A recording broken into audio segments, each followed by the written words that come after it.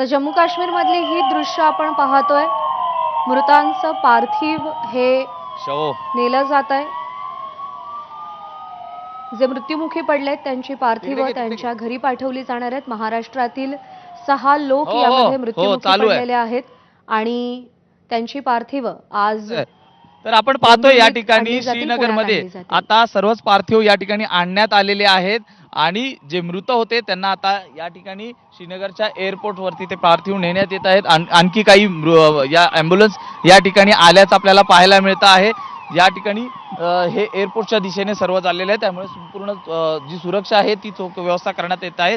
पुलगामा येथे झालेल्या या हल्ल्यातील जे मृत पावलेले व्यक्ती आहेत त्यांचे पार्थिव होते जे आता पुन्हा जे मुंबई असो किंवा पुणे असो त्या ठिकाणी नेण्यासाठी या ठिकाणी मदत केली जात आहे। काही पर्यटकांना पुन्हा परतीचा प्रवास करण्यासाठी विशेष विमानं देखील सोडण्यात आलेली आहेत।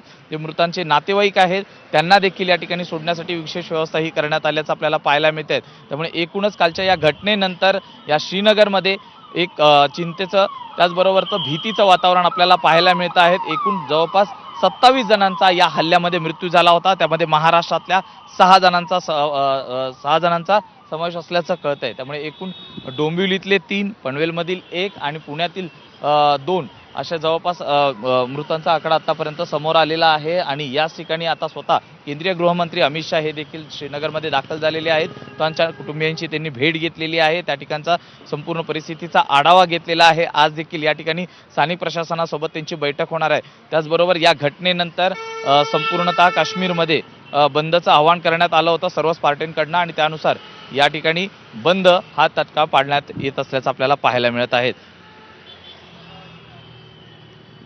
आपण पुन्हा एकदा सूरजकडून या सगळ्या संदर्भात अपडेट जाणून घेऊयात। सूरज, पार्थिव नातेवाईकांच्या घरी पाठवण्यासाठी आता विशेष व्यवस्था करण्यात आली आहे, काय अपडेट्स आहे?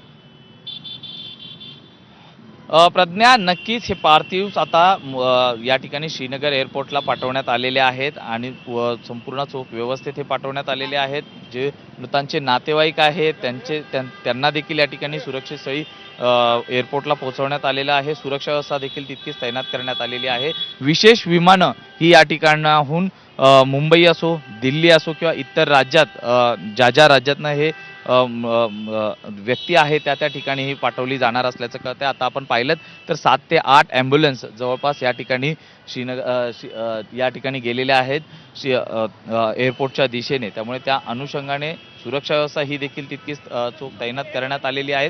माझ्याबरोबर काही सांगलीचे नागरिक होते, त्यांनी देखील म्हटलं की आमची टूर ही 6 दिवसांची होती, मात्र त्यापूर्वीच आम्ही ही संपूर्ण टूर संपवून या भीतीच्या वातावरणामुळे या ठिकाणी निघत असल्याचं सांगितलेलं आहे। त्यामुळे एकूणच चिंतेचं वातावरण आहे, कारण या ठिकाणी अर्थव्यवस्थेला चालना देणारा सर्वात महत्त्वाचा भाग आहे तो म्हणजे पर्यटन आणि पर्यटकांवरतीच या ठिकाणी हल्ला झाल्यामुळे कुठेतरी चिंतेचं वातावरण या ठिकाणी आहे। व्यापारी देखील बरोबर आहे, त्यामुळे परिस्थिती एका दिवसात बदलल्याचं आपल्याला दिसतंय। सगळीकडे तणाव आहे आणि चोख सुरक्षा व्यवस्था तैनात आहे। अपडेट